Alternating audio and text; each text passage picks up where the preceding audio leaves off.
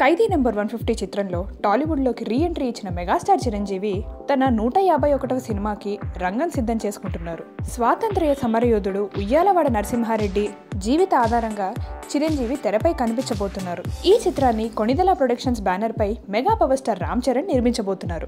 సురేందర్ రెడ్డి ఈ సినిమాను డైరెక్ట్ చేస్తున్నాడు. ఈ సినిమాకి సంబంధించిన ప్రీ ప్రొడక్షన్ పనులు శరవేగంగా జరుగుతున్నాయి.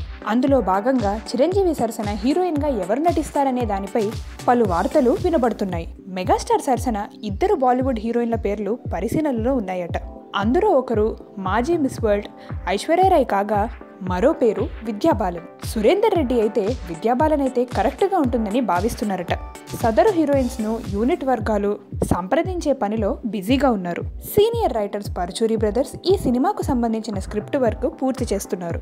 ఈ సినిమాలో హీరో శ్రీకాంత్ కూడా ఒక కీలక పాత్రలో కనిపించబోతున్నారట. ఆగస్టులో చిరంజీవి పుట్టినరోజు సందర్భంగా ఈ సినిమాని స్టార్ట్ చేద్దామని చిత్రవర్గాలు అనుకుంటున్నారు. Hi, this is Tamanna. To watch more videos of India Glitz YouTube channel, please subscribe to IG Telugu.